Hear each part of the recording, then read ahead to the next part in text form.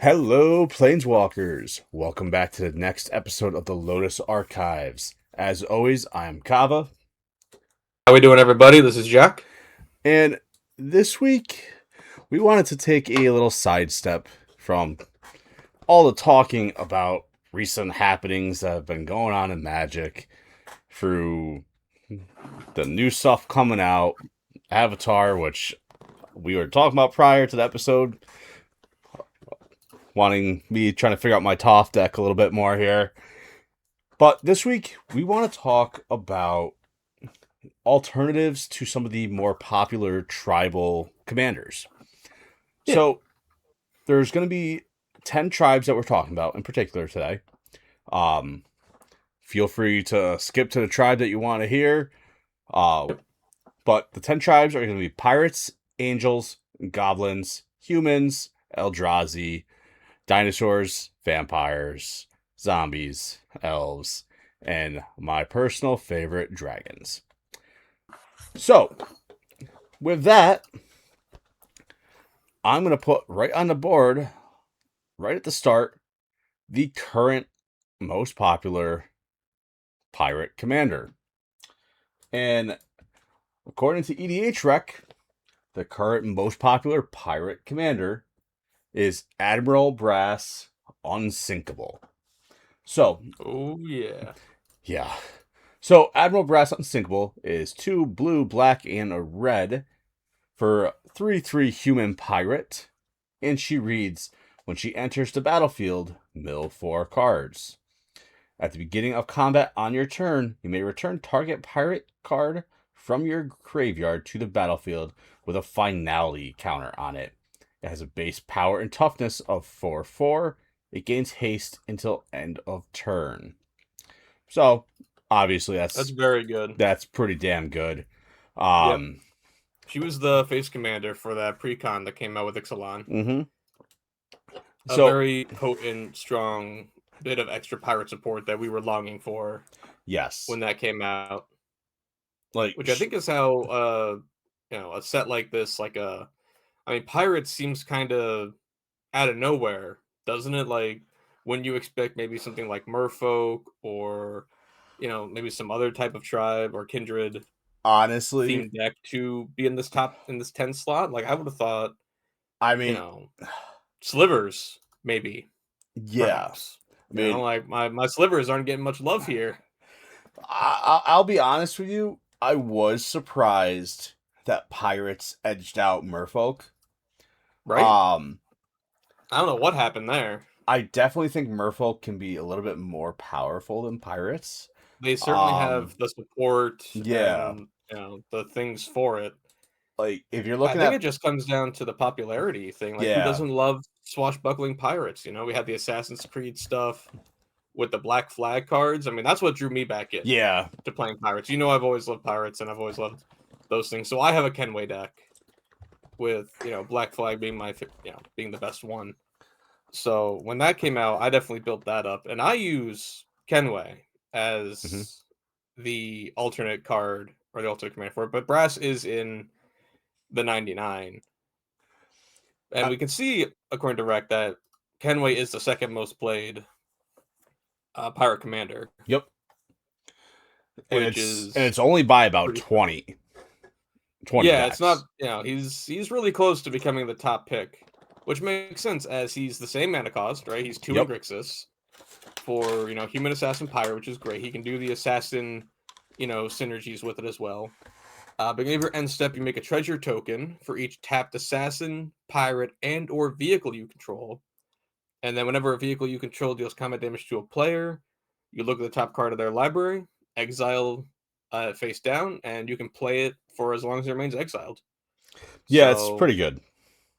I love the thematicness of it where it's vehicle focus, which is cool, where you can just you're riding your pirate ship in to bash into the opponent, and that's what gets you their stuff. So I think it's a very thematic choice, and I think that's why you would probably pick Kenway over Brass, maybe.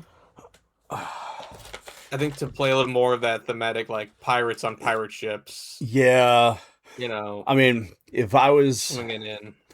and you know, I truly started falling in love with the Commander format during the first Hmm. Ixalan block. Yep. And so the original Admiral Beckett Brass was one of those commanders Yep. that I wanted to build back then, but there wasn't that It much was tough. support back then. Like Yeah. you had the cards that were in Ixalan, and that Yep. was about it.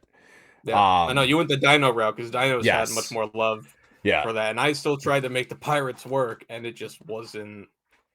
I really tried, man. I tried real hard, and we can see Admiral Beckett Brass, the OG, is the third pick for it. She's a little lower than the others, right? She's 1 mana less. She's only a 3/3. She is like what we call a pirate lord, as like Mm-hmm. one that pumps up the other pirates, so that's pretty cool. And she does, beginning of your end step, you can gain control of a non-land permanent controlled by a player who is dealt combat damage by 3 or more pirates. That I think is what drives her a little bit lower, is that you have to hit with 3 pirates. Yes. And that's usually not a guarantee. Whereas with Kenway, you hit with a single vehicle against multiple opponents, which is much easier to get done. And that's a much better way to, get their stuff and be more theft heavy. Yeah, like I know for So me, overall, I think, yeah. I mean, they're both, all three of them are great cards. They have potential to be great yep, commanders. Um, Beckett Brass being the cheapest out of the three. yep. I That's think what overall she. it's a cheap. This is a cheap deck to get into. Like, Oh yeah. I think if I go, let me see here real quick. I can check my Kenway deck on Architect just to give a bit of a, extra style for like what a deck like this could cost. It's only about 150. Yeah, it's not bad. So like $150 can build this deck up, and really the money cards are, you know, basically just like some lands I put in there that I had on hand. And that's really, I mean, I have a Thassa God of the Sea in there. That's the foil art, so that's like the most expensive, Mm-hmm. and a Black Market Connection. So those are really the only expensive pieces I have, and those are completely unnecessary. I mean, Black Market Connection is really good, but that's there's so many ways to build around it, and it's such a cheap. The creatures are exceptionally cheap. Like the cheapest pirate, or the most expensive pirate I run, is Pitiless Plunderer at $4. So Yeah, that's not bad. yeah, all the pirates are like, from there on they're under $1. So Yeah, pirates I aren't think that as expensive. yeah, and I think we'll see as I think we're going to see that change as we go further down this list with Mm-hmm. getting into the most popular ones. We'll see a correlation there of the most popular tying into being more expensive. I mean, just to put it into perspective, like I just did top pirates. Yep. So I did Admiral Brass, Unsinkable, and I scrolled Yep. down to top cards. Well, let me go top creatures. I'll make it a little bit easier. In 73% of the decks, you have Direfleet Daredevil, who comes in at a Yep. whopping 49 cents. Yep. Most of them are under $5 that I'm seeing. Most of them are under $1. Yeah. With the So this is exception a of great like a few, but yeah. So it's a fun theft archetype to get into if you're looking for something like that. I would definitely say that tracks for its popularity. I mean, who doesn't love to sail the seas and be a swashbuckling pirate, right? exactly. So So in our number 9 slot, we got some angels on the opposite side of, you're going from being a swashbuckling pirate, killing and looting, to now we're rocking some angels, trying to do some, different stuff here. and they are listed at having about 20,000, just shy of 21,000 decks overall, according to ArcDeck here. So they just eke out Pirates by a good $5,000 or so. And their top commander with 8,643 decks is Giada, Font of Hope. Which that makes sense. Most angels are going to be mono white. Yep. You're not going to be adding too many colors to it. All the angel, at least 99% of the angel support or angels that you'll want to run are in mono white, with the exception of a few like Boros ones like Gisela or Aurelia. You're kind of missing out on. I was just But gonna say Boros has a yeah, lot. Um, they got some strong angels. But I Orzhov think has a with few, this, but yeah, Orzhov's got a couple that you'll miss out on. But Giada really ekes it out as a 2-drop, which is super cheap for angels. We used to usually see angels as up there with demons and yep. dragons and other beastie things as like super high mana cost powerhouses. But Giada helps to kind of facilitate getting that stuff out as she's 1 and a white for a flying vigilance 2/2 angel. She gives each other angel you control enters with a 1/1 counter on it for each other angel you control. And you can tap, spend a white to cast an angel. So I think she kind of cares about angel spells. I think she wants you to really go that route. Just a little bit. Yeah, which this does make her pretty much there's a reason why that's the top pick, is basically all the synergies and Yeah, things she goes with it. she's about 6,000 more than the next Yeah. one, which says a lot. Yep. So, what's an alternate that you would try and throw out there if you don't want to go the meta and do what everyone else is doing? If you tried to sneak out from mono white, you could always go Kali of the Past to add a bit more versatility and play every other angel, which I think that's probably what I would do. I think I would run Kalia just so I could run the Boros and the Orzhov Angels Oh God, and have Kalia. that full army of like angelic fury. Honestly, Uh, fuck Kalia. that's that's honestly what I would do, because then it's just you play Kalia, you swing with her, and then you just drop an Avacyn Angel of Hope onto the board, or an Aurelia the War Leader, or literally any other one. And I think that's what would eke it out for me, because you could still play Giada in the 99 with it. Now, granted, that does take her value down by quite a bit, as the commander, Giada just gives so much utility that it speaks for itself why she's the top pick. Yeah. Um. Little note on Kalia. Screw her. Um. And you really have a I hate boner for Kalia. Yeah. No, I do. One of the first true quote unquote pub stompings I've ever received when I first started playing was by someone Mm. playing the Kalia deck. Um. Oh, I see. And at the time, I was under the mindset of angels, demons, dragons are all very expensive. Like, Yep. they're end game type of stuff. And this person was literally pulling them out by turn 3 or 4, which back then was very freaking early in Commander. That you're dropping Yeah. fucking 7 or 8 drops. So, It was a lot. That's I remember we talked about her as like one of the big mm-hmm. powerhouses from the old days, and she was definitely a force to be reckoned with. Not so much now, as she's only got No. about 2,000 decks under her belt. She's ranked number 5, so But that's also just as an angel commander. true, true.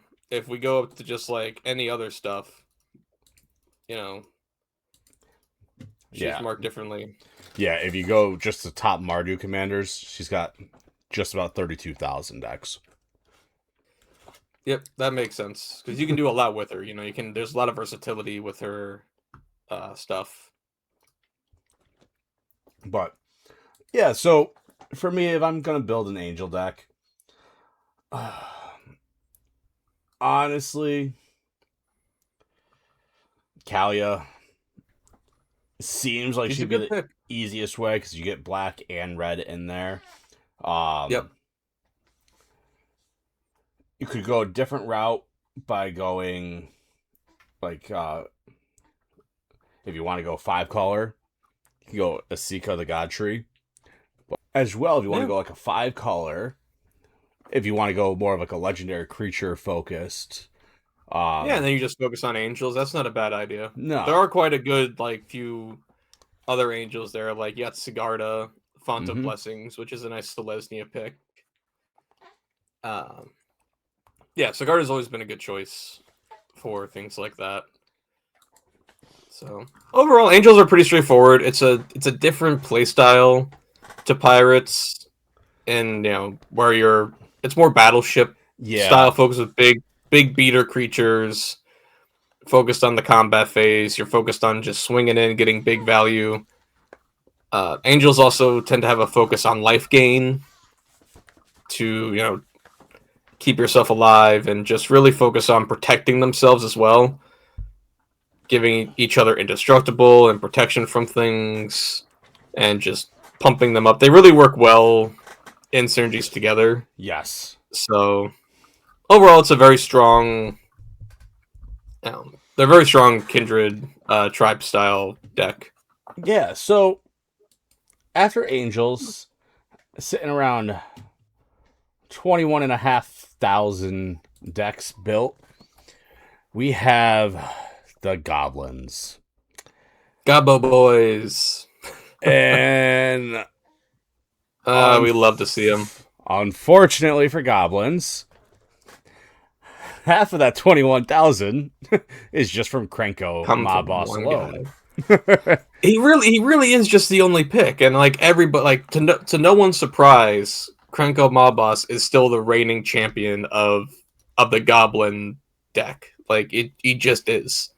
You could play other ones for sure to add some different flavor, but I mean the numbers speak for themselves. Nobody is.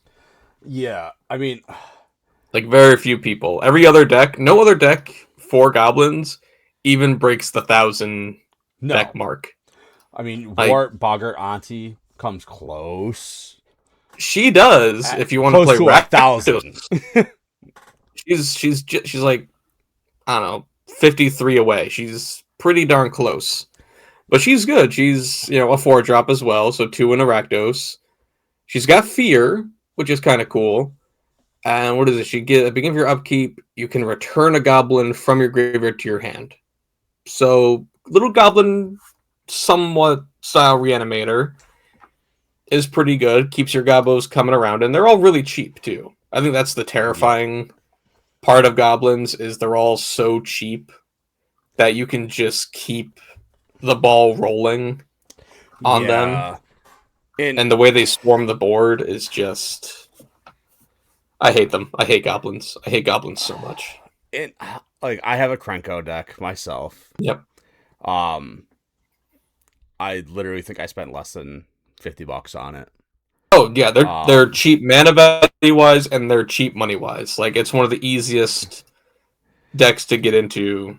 If I'm trying to teach somebody Commander, I'm like, hey, do you like little ankle biters that just swarm the field and hit a bunch? Yeah, goblins. You're gonna play goblins. yeah, I mean it's really hard to recommend any other Goblin Commander. I mean, yeah, you got cards Yeah. like Muxus, Goblin Grandee. Muxus isn't bad. I know somebody who plays a Muxus Yeah, deck, and it can go hard. It can swarm the field pretty quick. I mean, it's a 6-drop though, so for yep, goblins, he's a bit on the high end. Um, but when he ETBs, you reveal the top 6 cards of your library, and you can put all the goblin cards with convert mana cost 5 or less, revealed this way, onto the battlefield. And then whenever it attacks, he gets a +1/+1 on a turn for each goblin you control. So you can stack your deck pretty well with this to get easily 4 to 5, maybe 3 to 4 goblins into play with this. And there's quite a few that combo really well with this. So it can be a strong. I've seen it be a strong deck. I've seen this thing go hard, and it's a nightmare to face 9 times out of 10. So Muxus, I think, is the next strong contender. Yeah, and realistically, you could probably any of the mono red cards, goblin cards, you can make a decent enough goblin deck out of. Yep. If you want to go Rakdos, there's always Wart and Grenzo. Grenzo, I think, would be like, yeah, he's a Rakdos Goblin legendary, but like, he doesn't really synergize with goblins all No. that much. He doesn't say goblin anywhere in his Nope. text box. So I think choosing him as a goblin commander is It would just be kind of more like, of okay, it's I'm for just the doing lulz. it. Yeah. Yeah, Um he's kind of a meme. But it yeah, he's yeah, goblins are very straightforward. yeah, very straightforward, very cheap. They're popular. If I was to and this is everyone, this is solely for a tribal type deck. We're not Yeah, talking, oh, well, with Zada you could do this, or with Grenzo you could do that, or Shadow Game Brothers, who are a good right. They do a bunch of commander other stuff. in Yeah, their own. these are just strictly speaking like who's the top dog for the Gabo deck, and the mob boss is the boss for a reason. Yeah. Um, but Cranking out, goblins like nobody's business. I mean, I would definitely consider General Crete the Boat Bringer. Um, Yeah, she's about $10 as opposed to Krenko's $1.30. um, and she's an uncommon too. yeah, and she's an uncommon. So if you want to play a little, be a cheeky bastard and pop her, use her. Yeah, But goblins are fun. With the whole goblin aspect. Like I said, I have a Krenko deck. It's my yep. mono red deck that I have built.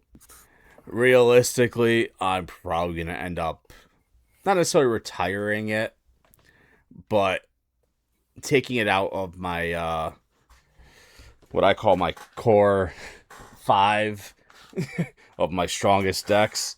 Just because Krenko, you see so much of him. He's always going to be a great commander. So, with that, unfortunately, Yeah, there's not many goblins options are for goblins. no, they're very straightforward. It's really just Krenko to play the meta, or something like Zada or Muxus to go do some other stuff to break the mold a little bit. You could play. There's a few other Krenkos. There's Baron of Tin Yep. Street. There's Tin Street Kingpin. So if you want to try to like downplay your Krenko deck, you could to do a few different Goblin synergies. You can definitely go that route.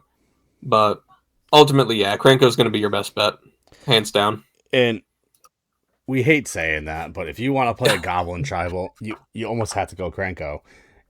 Yep. Um, like we were saying, there's other good options, but they're just not as good nor as cheap. Mm-hmm. Mana cost or price. So, the next one we have, it actually kind of surprised me because I've never really I mean, looked we're at. talking about basic, you know. Yeah, like Basic people are going to be basic. I never actually really like looked into making a human deck. um, so humans, they have a total of 24,692 decks. So Yep. about 3,000 give or take more than the goblins. The top dog is Yoan Shield Maiden. Eowyn, come on, man. Eowyn. It's been a long freaking night already, and it's It's 11. only 11. It's only Yeah, noon. Sadie decided she wanted to sleep this morning and not last night. All right, That tracks. so So Eowyn, what does she got? Eowyn, 2 blue, red, and a white for a human knight, 5/4, and she has first strike. And she reads, at the beginning of combat on your turn, if another human entered battlefield under your control this turn, create 2 2/2 red human knight creature tokens with trample and haste. Then, if you control 6 or more humans, draw a card. Pretty good. Yeah. That's not too shabby. Looking at the human top commanders, the majority of them are from Lord of the Rings. You got a few of them, yeah. So the number and she has just over 4,000 decks built, by the way. Yep. The next highest would be Caesar, Legion's Emperor from the Fallout Commanders set. Bit of the opposite spectrum of what Eowyn wants to Yeah. do. Yeah. So he reads, whenever you attack, you may sacrifice another creature. When you do, choose 2. Create 2 1/1 red and white soldier creature tokens with haste that are tapped and attacking. You draw a card and you lose 1 life. Caesar deals damage equal to the number of creature tokens you control to target opponent. That is pretty good. That's interesting. It's not too shabby. But if I wanted to go elsewhere, Interesting that people would play. I think with this one, he falls into the human category as people just playing a lot of the Fallout cards yeah, and just the good majority of them being humans. I think that's probably what bumps Caesar up to a human thing. So when you look at his deck list and stuff, it's like 98, like 90% Fallout 4, or like just Fallout, not Fallout 4, just like yeah. Fallout cards Like I'm looking at the that high fit that synergy build. They all just happen to cards. be humans. Yeah, I'm looking at the high synergy Yeah. cards. Most of them is Fallout. There's one like Yep. Ikoria card in there. One, it looks like can't see the set symbol on it, but most of them are all Fallout cards. Yep. Which going thematic, you're good. I think I would go the Selesnya route with Kyler, Sigardian Emissary. Yep. I think this is the one that I would personally choose as well. For one, I need a Selesnya deck, and I think I kind of just like the way this one's worded a bit more. So it's a 3 in Selesnya, so 3 green white. Human cleric. Whenever another human enters the battlefield under your control, you get a 1/1 counter on Kyler.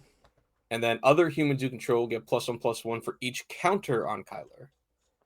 So this is a pretty good human-focused token generator, +1/+1 counter themed. It's very on theme for Selesnya. For Yeah. one, like it fits the color theme very well.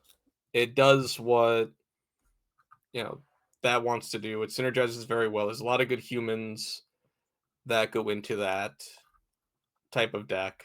So it might be one that I build in the future just because I do need one of those for my color pie collection.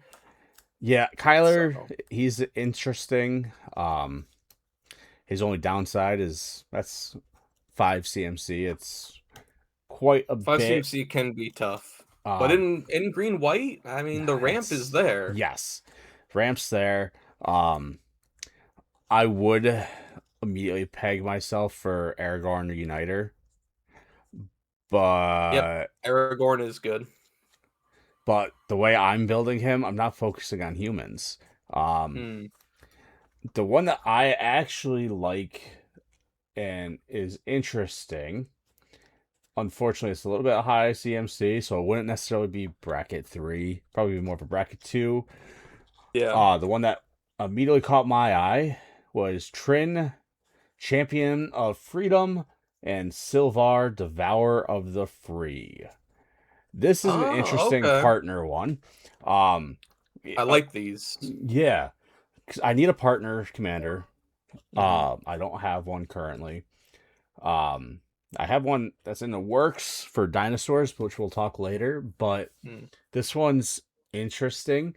So Trin is 3 and a white for a 3/3 human soldier, and she reads partner with Silvar Devourer. At the beginning of your end step, if you attacked this turn, create a 1/1 white human soldier creature token. And then Silvar reads, partner with Trin, Menace, sacrifice a human, put a +1/+1 counter on Sylvar. It gains indestructible until end of turn. So, obviously, you already know what style deck this is going to be. Yep. Going to be putting stuff in that's going to pump up some tokens. Unfortunately, I wish Trin was white-green as opposed to just white. White-green, this deck would have been fucking dirty, and I think they would have had a lot more than 1,500 decks built if she was white-green. I think so, yeah. Um, Absolutely. it would definitely be a little bit tricky because obviously you lose stuff like doubling season and Yeah. other stuff, but there is obviously other generators. Yeah. Um, Yep. You got lots of other ways to go into that. yeah, and you don't necessarily have to go the whole generating creatures. It does seem like that's kind of what this. It definitely wants you to. That's for Yeah, damn I mean, we can sure. see, as we've seen with these other ones, each one has its own, uniqueness and a unique play style to it.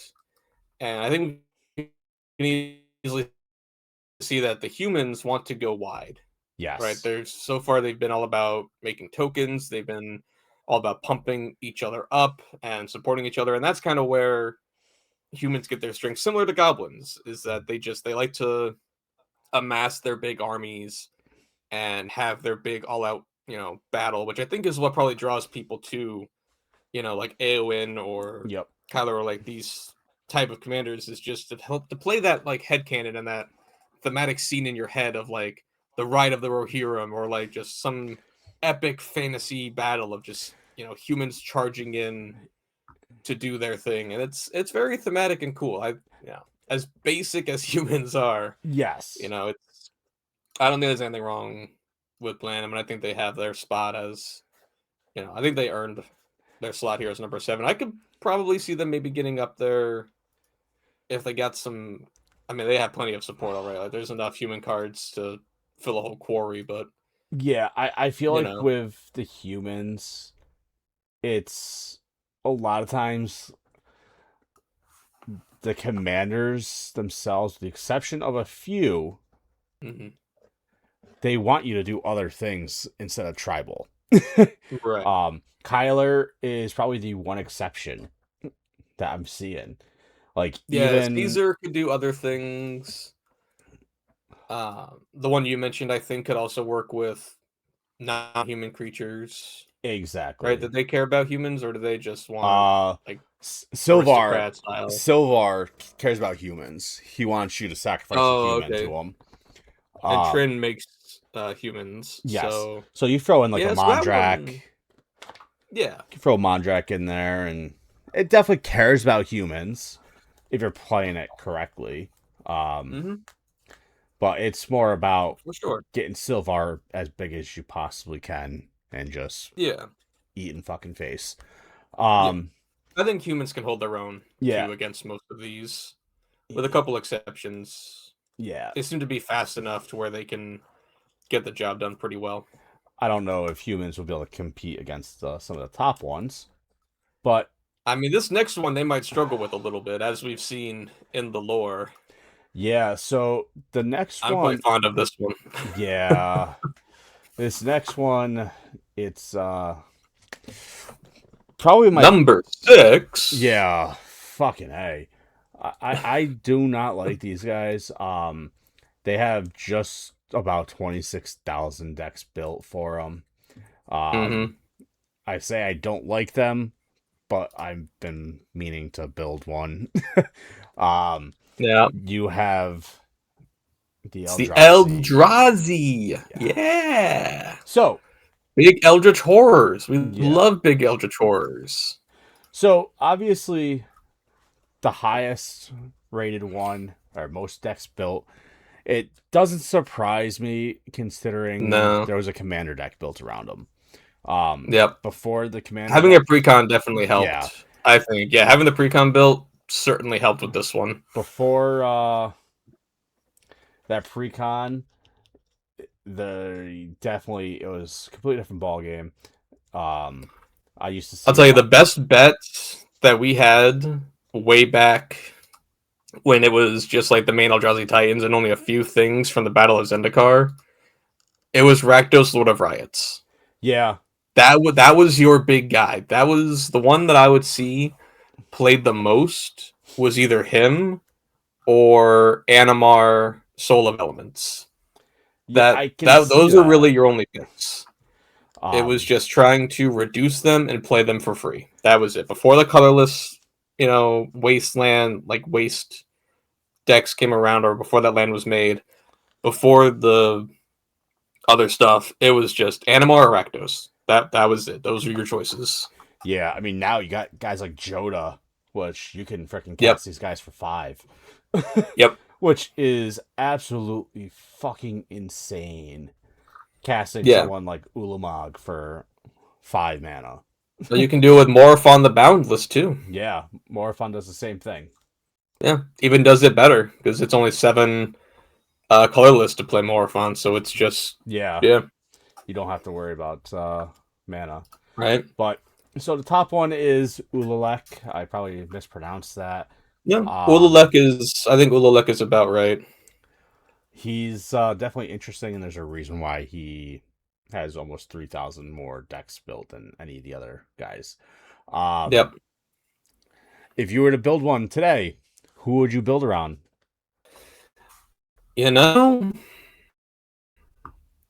I know before the precons hit, Kozilek the Great Distortion was like the main big guy Mm-hmm. to build these decks around. He was like the main color. Like when the Wasteland, like the Wastes came about, and we had all this stuff in the Modern Horizons decks, and when the new revamped Titans came out, it was basically Kozilek the Great Distortion. He was the counterspelling, asshat that rampaged through my time at college when I was playing with a lot of people. I hated seeing this thing get across the board. We had one dude who played this, and I mean, brackets weren't a thing at that time, so No. it was like we're trying to do our power level talk nonsense. The conversation 0 wasn't really a huge thing at that time either.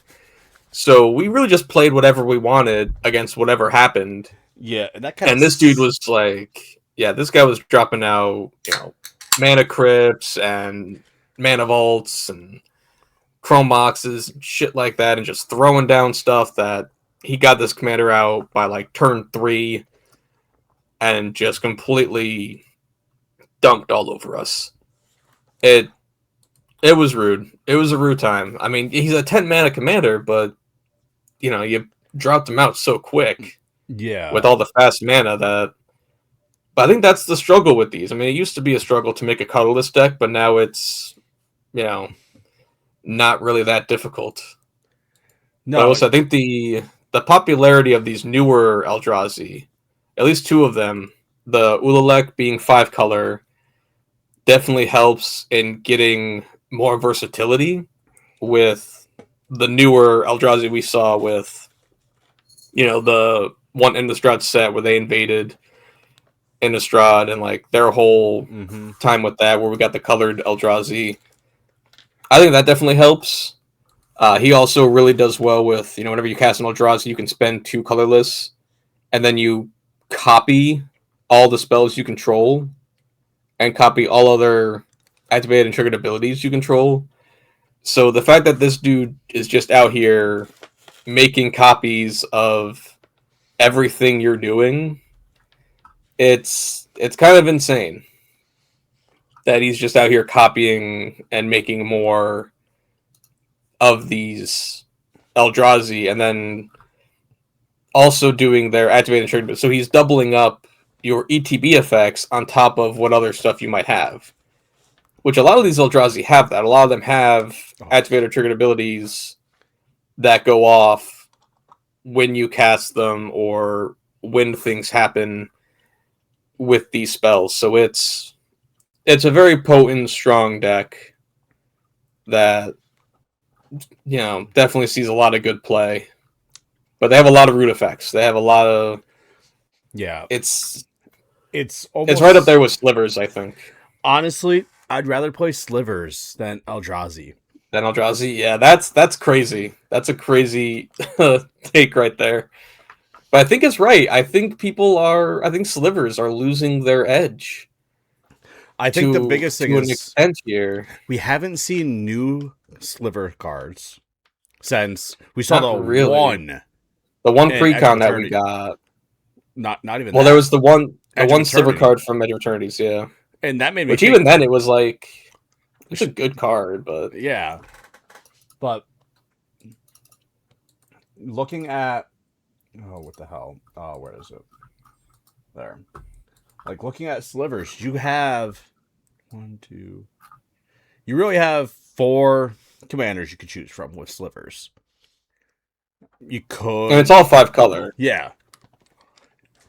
I mean, first Sliver is obviously good. Yep, Sliver Overlord is obviously very good. that's my pick. Always gonna be my. I'm always gonna choose Overlord to Yeah. literally anything else, just for the toolbox nature of being able to tutor out any sliver is fantastic. But it is wild to me that people are playing more of these, but prefer to play against something else. Like, But I get it. The Eldritch horror, phenomenon thing totally tracks, and these guys definitely eke out the strategy of just big, powerful, massive effects. They have a large presence, I guess right? for There's me, the whole thing with the Eldrazi is the cascade and yeah, the exiling. yeah. Like, I don't want to do that shit. um, It is a lot. I mean, I had the who was it? The Zuladoc. mhm. I have one of him that I was looking to build up at some point as a colorless deck to eke out my thing. And colorless spells you cast from your hand, 7 or greater cascade. So that's, if you're playing a lot of these huge spells with like 10, 12 CMCs, you're cascading twice into some really big, Yeah, potent things. And the price tag alone also speaks for it's itself, only 6. as a lot of these cards are expensive. Mm-hmm. They are pricey. It's going to devour your wallet. Like these horrors that devour all life and light in the world, they'll eat your wallet too. You know. I mean, But there's Ulalak a is about $1, which yeah. surprises me, but it doesn't with how many decks he has. I think that's also a reason I think why he has more Yeah, he's cheap. is his price, because I personally think Zuladoc is stronger, Yes, I agree. but that's probably also because he's $30. Yeah, So people will probably gravitate more towards a fun, unique 5 color strat. Also, 5 color, believe it or not, is sometimes easier to build than colorless. oh yeah, especially if you're I new. think the exception of the mana base. The mana base for a 5 color can be a pain in the ass, but getting all the wastes that you need for colorless can be obnoxious. Yeah. So I mean, But Eldrazi are fun. they are really cool. They have a you, strong yeah, like energy and lore to them. As I remember when it was just the original 3, right? The Ulamog Infinite, Gyre, Kozilek Butcher of Truth, and the original Emrakul. yep, I remember seeing those as like these giant, insane titans. And my old school Yu-Gi-Oh brain is going to trigger here and almost have them reminiscent to like the Exodia. Egyptian gods Uh-huh. almost. Well, no, not Exodia, but like the god cards, right? Like these were these incredibly powerful, massive creatures that you put so much mana into, and they required so much work to get out. But when you got them out, it was like game over, right? Like Like I feel like part Ulamog of alone yeah, was like I feel like part of the reason why these cards are getting better now than even when we were like they were even more in season, for lack of better yeah, terms, is now with Ulalek, you could fucking use 5 colors. Yeah. Like You can do so much more. Like you could just focus on fucking green. Yeah. With the mana You ramp. could. Like Yep. it's Yeah, hard there's to so much ramp more in to 'em. colorless. It can be, yeah. You artifacts. Right? But yeah, Eldrazi, they have their staples. They have their stuff that they want to go for. so But now I know you're very excited for our next one. And now we're getting into the top 5 here. yeah. So I know you like this one. So the next one with just about 27,000 decks, we have the almighty dinosaurs. I've Roar. always been a huge Jurassic Park fan. We talked about it briefly when Yep. we were talking about pirates. I went the pirate or the dinosaur route when I was first Yep. building my first deck, and the card I went with was Zakama Primal Calamity. Wasn't a very good dinosaur deck. It did its thing. It was good in its own right, but it wasn't necessarily dinosaur tribal. Had a lot of dinosaur cards, but I mean, who doesn't love a giant 3-headed dinosaur? Yeah. Like that's insane. Like obviously right now the top dinosaur commander is Pentlaza, Sun Favor. Yeah. She is disgusting. The one that I'm gonna be building though is a partner commander, and it's Owen Grady, Raptor Trainer, and Blue Loyal Raptor. I'm gonna be building Quite the potent mix. Yeah, I am gonna be building this. I have both the cards sitting in my binder, waiting to be built. It's just been more of a how am I gonna do this where it's actually good and not just cheeky. They are a bit tricky. It's a little different than the other style. Because like Penlaza, right? She's got the when it or another dinosaur enters, right? Your discover X, where X is that creature's toughness, and Dino's got some big butts. Oh god, right? Yeah. Dino's got big booties. They got huge toughness, and being able to discover constantly like that is insane. As it can it's like Discover Rise being that different style of Cascade, where you're exiling from the top of your library until you hit that non-land thing, and then you can cast it without its mana cost, or put it into your hand, which is really cool. But then if you're putting out another dinosaur, it's like cascading, right? Like the first ever Cascades or like Zuladoc Cascades. Yep. It just keeps going and going and going, which can get pretty insane. But how does Owen and Blue differ from that? Owen and Blue, you're focusing more on, I don't want to sort of say counters, but it's going to be Menace, Trample, Reach, Haste. That's so like keyword soup then. Yeah. It's keyword soup, yeah. It's not necessarily going to be like a +1/+1 counter focus deck. That's not what it is. Because Owen reads, tap, put your choice of Menace, Trample, Reach, or Haste on target dinosaur. Activate only as a sorcery. And then Blue reads, for each kind of counter on Blue, each other dinosaur you control enters the battlefield with the counter of that kind on it.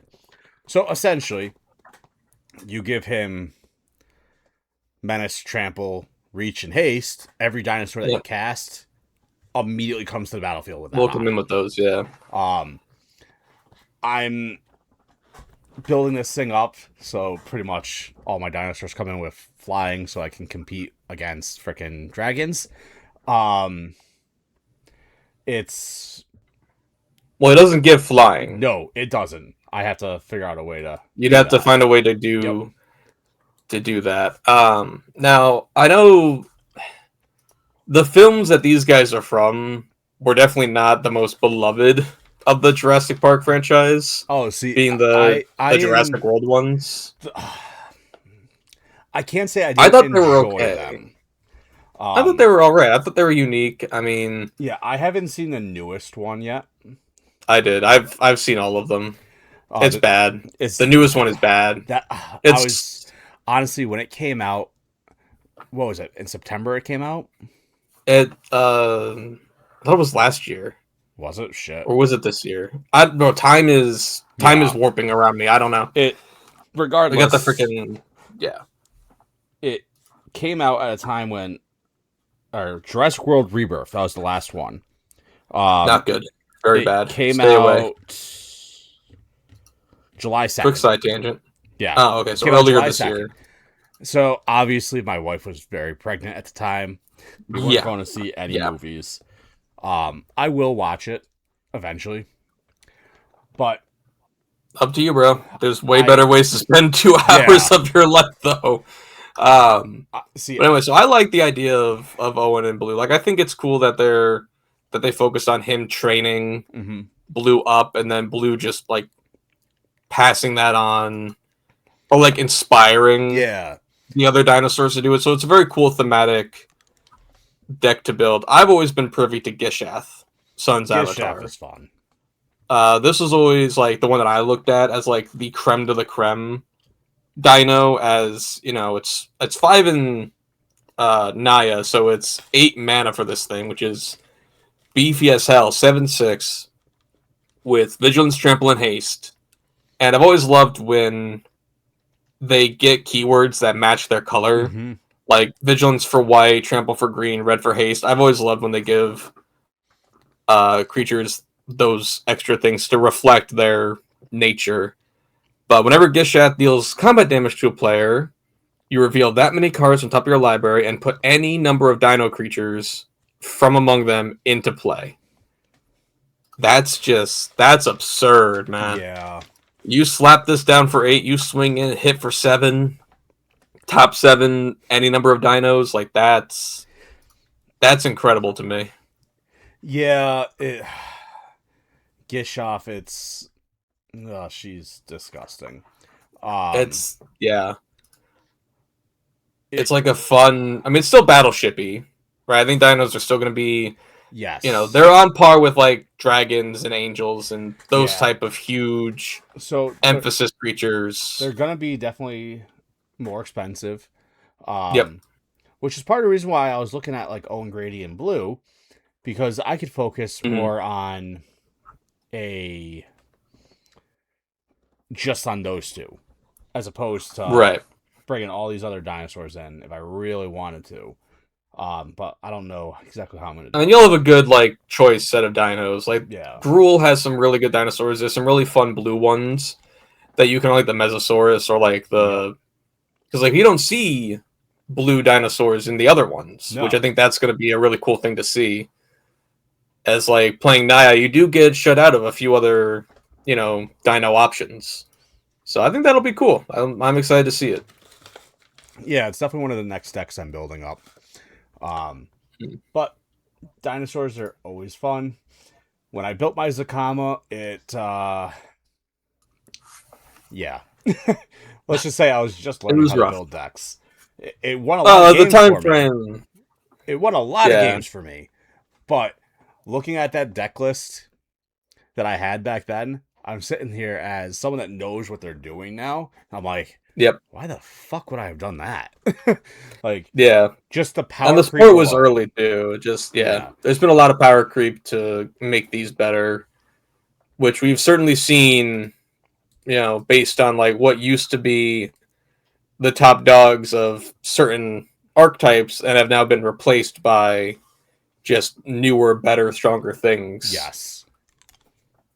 So, which we definitely have with the number 4 slot here being vampires.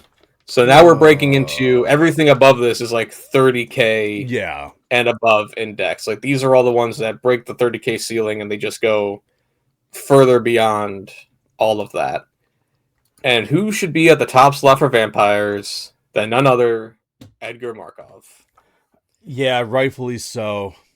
Even to this day, like when they made Eminence, they know what they did. Yeah, they knew. Watsy knew what they were doing with Eminence. I mean, this dude, he's 3 in Mardu. which doesn't really matter, as his eminence, whenever you cast another vampire spell, if he's in the command zone or on the battlefield, you make a 1/1 black vampire. So Exactly. play It, one, you get one. yeah. So I do have an Edgar deck. Yep. I don't really play it. There's a reason for that. I mean, he's banned in French. There's a reason that people don't play him in 1v1s. I will never 1v1 an Edgar Markov deck. No offense to you as a player, but I will never 1v1 him unless I bring my top A game Exactly. to combo off on you before you even get a chance to play more than maybe 3 vampires. Yeah, and which you have to. The Eminence is so freaking powerful. The rest of it doesn't even matter. No. Like, he's a 4/4. He's got first strike and haste, which is nice. I mean, his final line is pretty good. Whenever he attacks, every other vampire you control gets a 1/1 counter. So there is a reason to play him, and you get immediate value when you play him. Yes. But and it does say each, so he pumps himself. It speaks for itself. Like I said, I have my Edgar deck. I built it specifically because it was my best friend's commander that he passed away.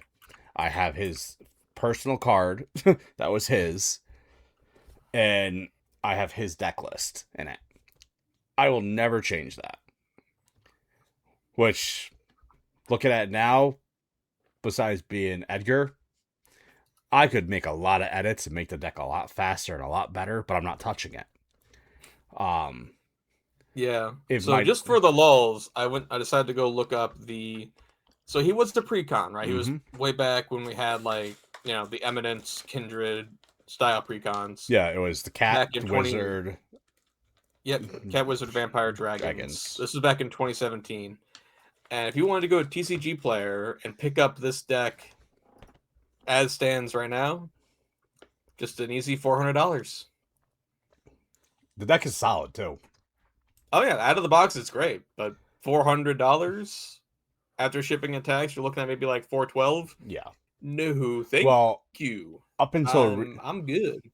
Up until what was it? Up until last year, Edgar himself was over $100 just for the card. His price got brought down to a nice 30, just about. Yeah, I mean his price but did the rest get of the brought deck is down. cheap. Yep. So instead of doing Edgar, baffling. Every other vampire, yeah, they're cheap, under $5. Yeah, they're all everything else at least under like 2 to 3. I mean, Bloodline Keeper is around 7. That might be one of your top picks, but like the rest of the stuff, it's cheap. It's easy, not too difficult to build around.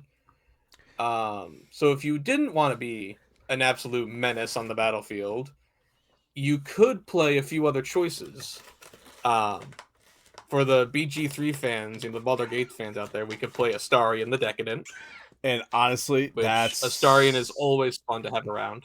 And if I was to build a strict vampire deck and I didn't want to go bracket 4, which Edgar would probably immediately make you, I'd probably go Astarion. Yeah. He's thematic Astarion's with the feeding and the friends. Yep. I built him when he first came out on Arena. He was a lot of fun to play. It was a strict aristocrat style deck. He's a fun one. He is 6 mana though. Being a 6-drop is a lot for a 4/4. But he's got the Death Touch lifelink, which is very potent. And the whole thing give him first strike and and the whole thing at the beginning of your end step, choose one.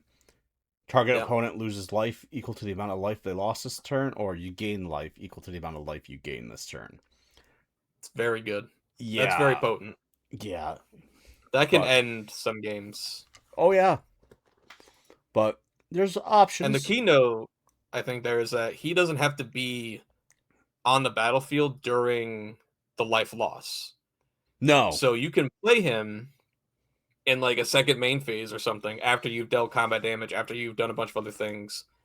Drop him in main phase 2, go to your end step, and then he can cause more life loss on top of what they already did that turn, especially. Actually, no, it's only single target, so never mind. I had to reread that to make sure it was only single target.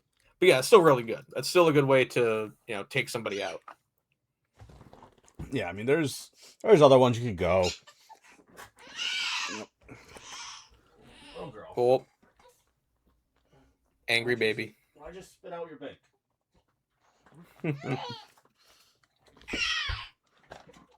Where's your bank? Go back to sleep.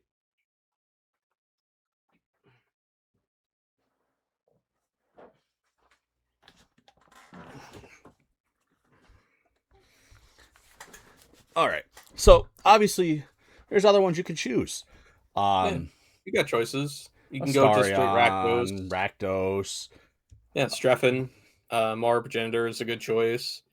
You make blood tokens, and you can sacrifice 2 blood tokens when he attacks. And if you do, you can put a vampire from your hand onto the battlefield, tapped and attacking. Yeah, it's indestructible. And if you don't want to go Streffen yeah.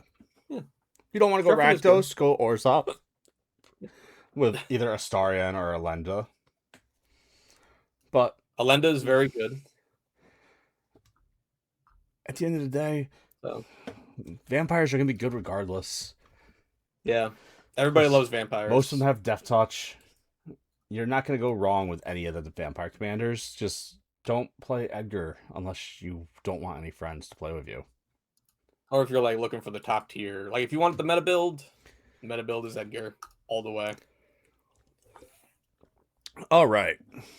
So, the next one it is numero 3 with 35,000 plus decks built. We have the zombies. Oh yeah, it's thriller time, boy. baby. Yeah, I'm not going to start dancing. So with we're a little past Halloween, but yeah, zombies are fantastic. Yeah, so with the top zombie, you have Wilhelt, the Rot Cleaver, 2 in Demir, for a 3/3 zombie warrior.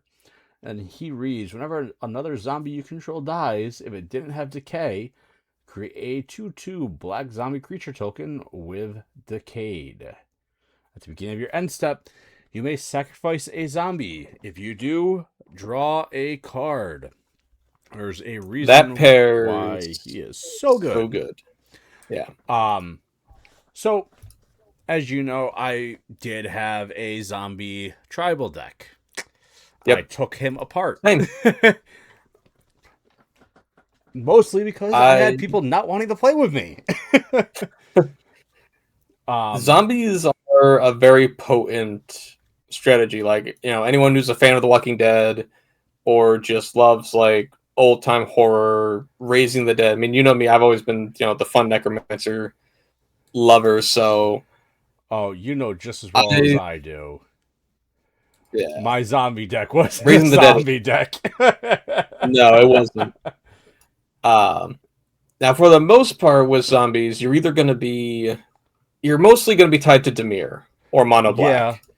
There's not too much deviation from that, except for possibly Verena Lich Queen, which is an Esper. So being a 1 Esper, whenever you attack with 1 or more zombies, you can draw that many cards, but then you discard that many, but then you also gain that much life.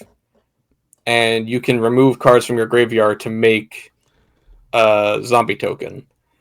So she, I think, has been more of like a combo centric thing of like making a bunch of mana, filling your graveyard, and then just going to town with a bunch of other things. You can do that at instant speed. So you can fill up your graveyard with a bunch of stuff and then just instant speed, pay a bunch of mana, exile a bunch of cards, make an army of zombies, and you go to town from there. But we've definitely had some power creep with this one as well, where Grim Corpseborn? Oh God, was like the OG of solid zombie commanders. He enters tapped, he doesn't untap, but you can sack a creature to untap him and put a counter on him, and then whenever he attacks, you destroy a creature defending player controls and put another 1/1 counter on Grimgrin. dude's a menace. Yeah, I mean, we've talked about it before. If we're talking straight zombies, Verena You got a lot of is. options. Yeah, there's a lot of options. You can go Gissa Garolf, you can go Liliana. You go the Scarab God. I Yes. love the Scarab God. You can even go Narfi, Betrayer King Yeah, you can from go Narfi. Helheim. Go snow Yeah, based. yeah. Um, Play the Draugr. The Draugr are terrifying. and seeing that, I might rebuild zombie deck in Demir and go Yeah, focus on snow bullshit. But I have a problem it's a with fun tribe. I have a problem going that because I know I'm just gonna go stacks. Yeah, um, for those that don't know, I did have a Esper zombie deck, and I did zombie. not have Verena. Nope. Um, I did have 29 some odd zombies in the deck. You sure did. um, What'd you but do with those zombies, though? my commander was Airtie the Corrupted. Um, Yeah. yeah, it was a stack deck. Mm-hmm. For those that don't know, Airtie the Corrupted is 2 and Esper for a 3/4 wizard legend. And he reads blue, tap, sacrifice a creature or enchantment, target counter spell. I had a counter on a stick with all my zombies. Pretty brutal. And and then I you just bring them back for some other stuff. Yeah, and I had plenty of zombies. It was A lot of them have a lot of recurring effects, like Gravecrawler, yeah. and a bunch of others have similar effects to keep coming back. Something like reassembling skeleton could just keep coming back as well. I will So say I had a lot of fun with this deck. Um it would have been a bracket 4 at this point. Um with 3 game changers in it and 2 mass land denial cards. Um yep. and I would have justifiably had it as bracket 4 because my main win con was Painter's Servant and Grindstone. um, Yeah, that's a fun 2-card combo. That would have been bracket 4 for sure. yeah, Um, but that's interesting to see zombies so high. They do yeah, have a lot of support. They do have a lot of synergistic cards that go well with them, like Rooftop Storm is just yep, fantastic. It's a 6-mana enchantment, but it makes all your zombies free. Like all your zombie creature spells, you pay 0. So what was always really fun was pairing that with Grimgrin and Gravecaller, which Gravecaller is just a 1-drop that you can recast from your graveyard as long as you have a zombie in play. oh yeah, So this created a infinite loop of like a 3-card combo where you would just play a Gravecrawler, sacrifice it to Grimgrin, it comes back for free with the Rooftop Storm, and you just keep doing this over and over again. yeah, Make an infinitely huge Grimgrin who had no protection on him. So a single like Source to Plowshares or Path to Exile got rid of him for good. But like it was still back in the day, that was like the go-to strategy.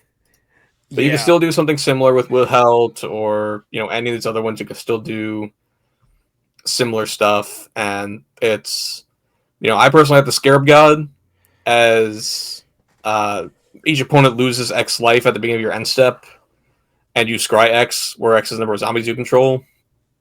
So it's another one of those go wide horde strategies where you're just trying to flood the board with as many zombies as possible. And I think that kind of leads into its popularity of just like you want to have as many of these things out as you can. yeah. And I think for me, if I was to build up another zombie deck, I probably would end up going Narfi Betrayer King. Um, Yeah, that'd be just good. because it's different, but I'd make sure I focus and not do stacks. Yeah, um, I actually built a proper zombie themed yeah, deck. Yeah, zombie and snow based deck. Um, there you go. I might end up We're doing getting that. down to the He's cheap enough. yeah. But He is. We're getting down to the wire. all right. Last two. So Number 2. number 2 with just over 36,000 decks, we have the Elves. The Oh yes, the mighty lovely, Elven Empire. lovely, pointy-eared pricks that think they're so much better than everybody else. Okay, you dwarf. Says the guy with. Yeah, listen. We need more dwarf love. Okay, We do. I want more dwarf we love. really do. I thought we were going to get And it in I call have, time, and we didn't. and I have a strong elf deck, so I want to replace my strong elf deck with a strong dwarf deck, but I can't do that because there aren't enough good dwarfs. Watsy, hear my cries. Crying out loud. All right. Anyway, so top elf. Top elf who's the top elf? is going to be Lathril, Blade of the Elves. Who would have thunk? Oh, yeah. 2 in Golgari for a 2/3 elf noble. She has menace and she reads, whenever she deals combat damage to a player, create that many 1/1 green elf warrior creature tokens. Yep. But she also has tap 10 untapped elves you control. Each opponent loses 10 life and you gain 10. Yeah, because making elf tokens isn't enough. We had to, she's got to be able to do more than just make a bunch of elves. Yeah. I mean, she's ranked number 9, I think, as far as overall popular commanders go. I think she's ranked number 9 here. Yeah, I'm pretty sure she's like top 10. Yeah. Which is insane. Yeah, but it explains a lot. Elves are an extremely popular kindred tribe thing to play. They have a lot of history and legacy, which is where I played them a decent bit with their nonsense combos with Crater Hoof and stuff like that. So Lathril does provide a go-to strategy with with Golgari adding a bunch of extra utility and a few more elves into the mix. So it's good. It's very potent. It's very strong. I'll be honest Her with you, ability though, is insane. For what she is, I was always shocked that she was Golgari. Yeah. I would have thought she would have been like Selesnya or whatnot. She doesn't seem like a Golgari commander. She was printed in Kaldheim, right? Yeah. She was one of the Kaldheim Protons. That makes sense then, because the elves were the dark elves there. Well, they're based off of the elves of Alfheim, where they were different style elves. I mean, we did have the dark elves, and you had light elves, so you had both. But she could be reminiscent of the darker style of elves compared to the other ones. You had Tyvar as well doing his thing, so it could be a different set of stuff. I mean, they're still high and mighty noble pricks, but but it's a very potent deck to play. So with elves, you have many different options. Most of them are all pretty good. You got quite a few in the upper thousands. Yeah, I mean, you got Voja, Marwyn, Tyvar. Voja is nutty. Voja is freaking disgusting. I don't know if I'd build up them, but I am. That's a big scary wolf. Yeah, I'm in the process of rebuilding my elf deck. But it's hard because I can't really even consider it an elf deck. It's more of a discard deck. Yeah, was it Nath the Guilt Leaf, right? Yeah, Nath of the Guilt Leaf. He's low. He's low on the totem pole there, brother. But yes, he is. He used to be a lot better than what he was back in the day. He did. When I first started playing, was one of our... When I first started playing, he was CEDH caliber elf deck. Yeah. Mostly for the discard effects. Yeah. Well, he was the only Golgari option, really. Yeah. So, here's again... And we're going to see this a lot. We've seen this a lot with our stuff, and it's kind of like a weird sub-theme of this episode, I guess you can call it. The power creep of these commanders for these archetypes has been just rampant with these, as we've seen he was the only Golgari choice, really. Yeah. You didn't have much else to choose if you wanted to play all the different styles of elves. It Yeah. was either mono green or Nath. That was it. Or even But now we've Riss. got like Abomin. Yeah. Well, he's Selesnya. Selesnya, yeah.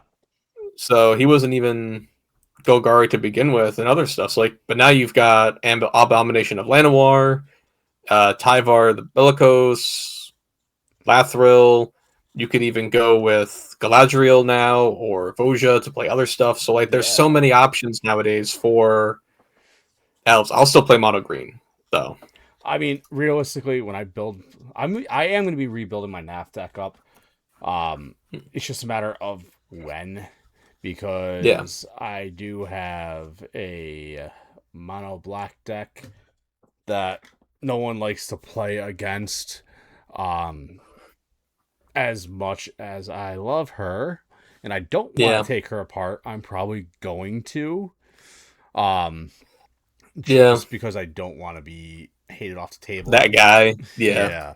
It's never fun to be the guy that gets hated off the table. Well, and as you know, I have my 6 decks that are monocolor decks, one for each monocolor, except for colorless. And my mono black, she was mighty mean. Yeah.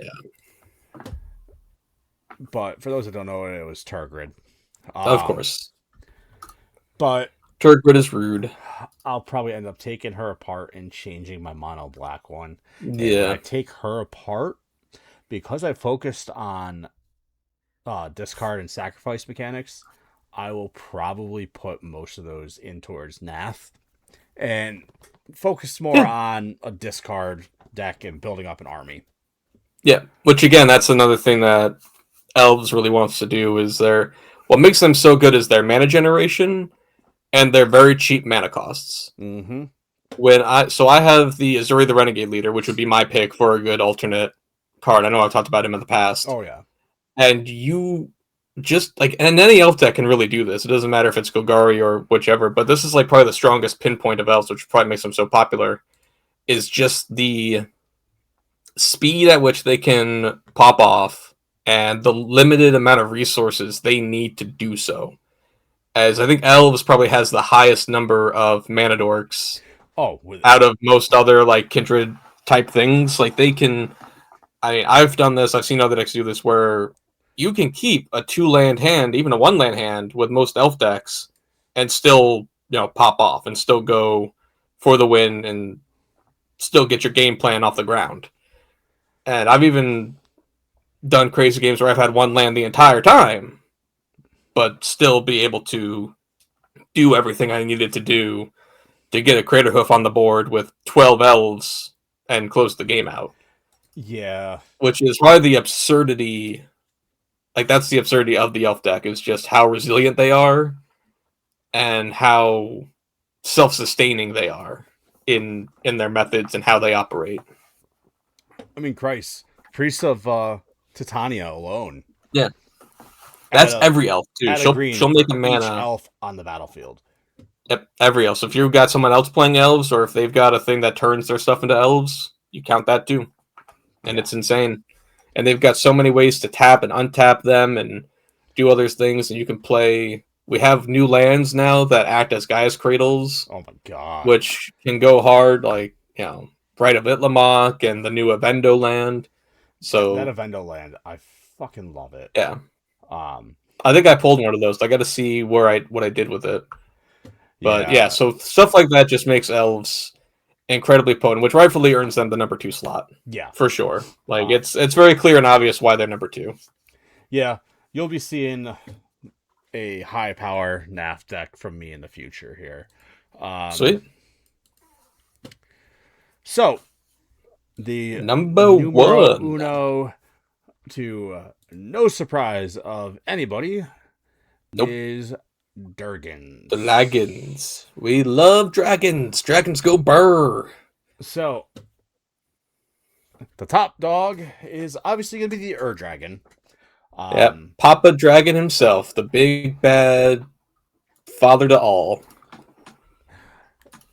I'm not Another even gonna, eminence. yeah, I'm not even gonna go into what he does because Just put him yeah, somewhere here. Like, is everybody knows the Ur Dragon? If yeah, you played Commander for more than a couple years or even a few months, you know the Ur Dragon. yeah. His price went down a lot too because of Modern Horizons 3 or something like that. Yeah, That had all he these did get a top reprint. commanders and reprinted them because they did Yep, Ur Dragon and Edgar.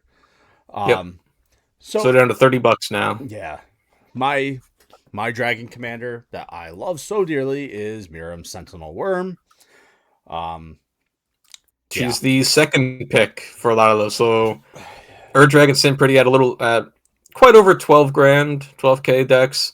Miram's at about 8,500. yeah, So and and Mir, rightfully so. yeah, she different, a little bit different of a play style. You're still putting a lot of dragons on the battlefield, um, Yep. but you're copying them. Yeah. Making tokens of dragons is how like that's insane, man. More dragon equal more good. Oh my god! Wow. But so not including Miram and Ur Dragon because they're obviously the two most popular. Of course, Miram has Yep. more decks alone than some of the other kindreds that we've talked about. Pretty much, yeah. Like as far as top decks go, that's insane. Yeah. I like Tiamat. I think Tiamat's kind of cool. Tiamat is You know, cool if you want to go getting 5 color.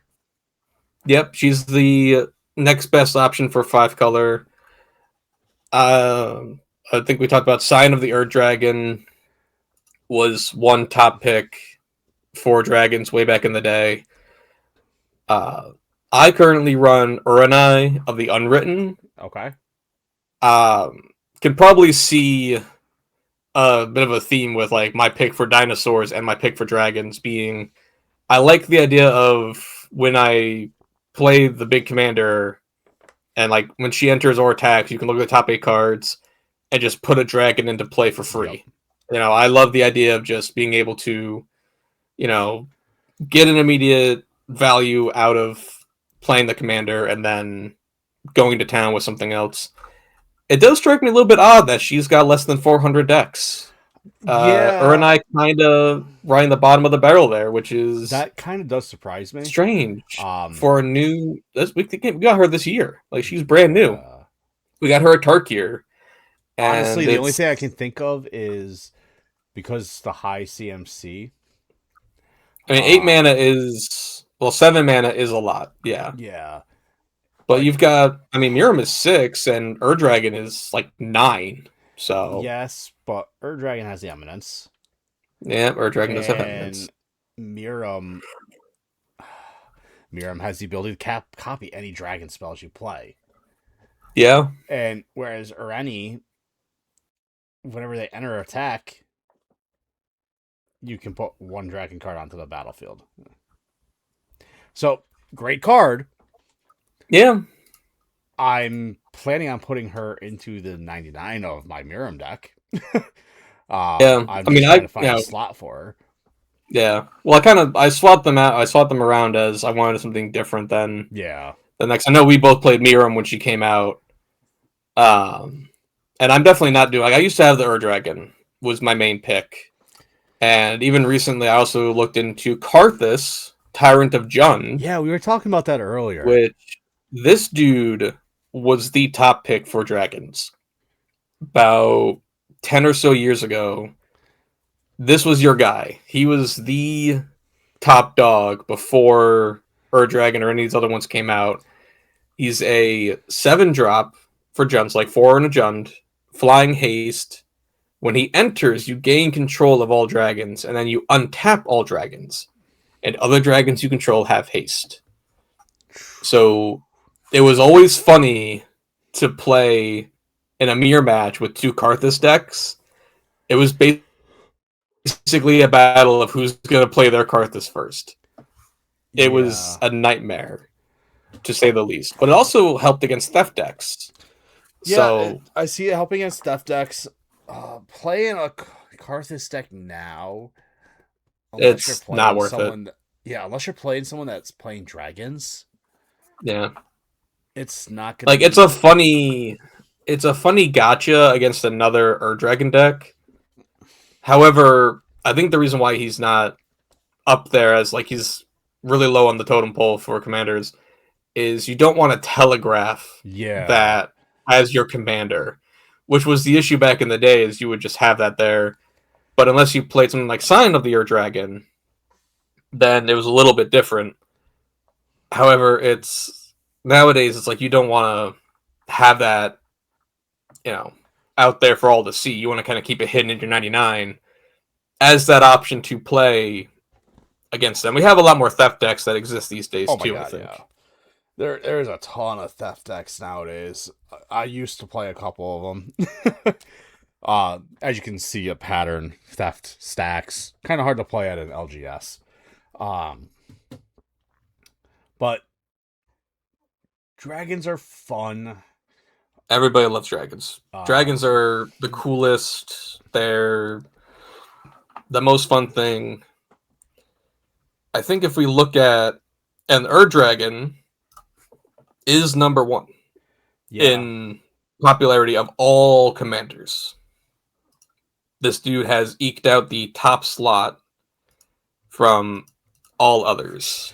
Yeah, I mean, I feel like if I was to create a dragon deck today and I didn't go with my Miram deck, I would probably go with... Oh, man. Like, I really like Savitri Dragon Master. Yep. But I don't like that she's just a mirror for dragons. Yeah. Rift Basically, Liberated yeah. Primeval is a really cool card, given all your other dragons ward. But what's crazy is overall, if we're looking at the Ur Dragon as like an overall commander, as far as the top rankings go for him, which this is kind of weird. I'm not sure how this works, but he's got over 41,000 decks. Oh yeah, built or decks listed, but only 12,000 of those are considered to be dragon themed. Well, so that I looked which is into that. really weird. It's got a lot of other like themes underneath it of like shapeshifters, treasure, and other, like just flying in general. Mm-hmm. I'm not sure why they've broken it that way, but because they all are focused on dragons. But right, you're gonna play dragons no matter what. So if we look at it that way, it's like it blows everybody else out of the water with 40 plus, K decks. The next closest one is Edgar Markov. Right, but that's vampires. Yeah. So, and even then, that's still like the rest of the decks aren't even that. Cause he's only got 12K for vampires, but 39,000 other decks built for other things. Yeah. So like the next, I think that just shows like the versatility of like there's more to. Like each of these has like sub themes and other things added to them that they do on top of just like, oh yeah, I'm gonna play a bunch of dragons, but I'm also gonna make a bunch of treasure. I'm gonna do a bunch of other crazy crap and a bunch of burn damage and life gain and tokens and blah blah blah blah blah. So they fit into a lot of themes, but they're all exceptionally powerful. Yeah, there's a lot of freaking. You can make any deck a Kindred deck if you really want to. There's the shapeshifters, which are good.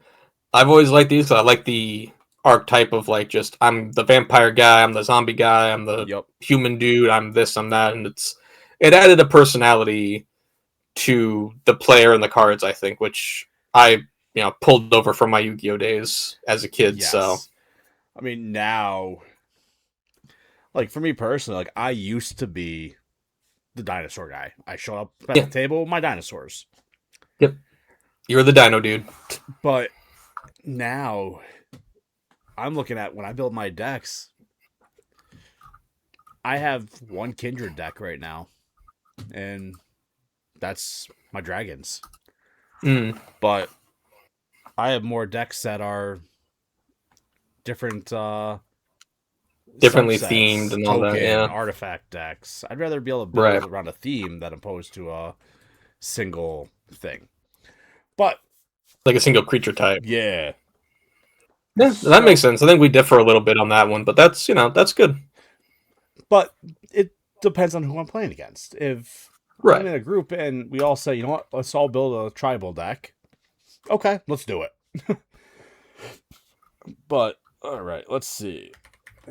So to end off our fun episode here, where we went on a ton of rants, we just got Avatar: The Last Airbender released. Obviously, Yep. we talked briefly about. It's a fantastic Tough. pre-release, by the way. Like, That's what I've heard. I've heard the pre-release yeah, was fantastic. Pe- Um, people loved it. People had a blast with it. There was a lot of comparisons to previous ones, and the consensus hardcore was just that this one felt more like Magic. This yep. one felt more in tune with the lore and the world of Magic the Gathering, and it you could see these characters living in that universe. So it meshed a lot better. The mechanics were cooler. I absolutely loved firebending. I think firebending kicks ass. I need to go try out my new Ozai deck. Um, it's a cool thing. So, but we do have the new Lorwyn set releasing next Mm-hmm. month. Well, January.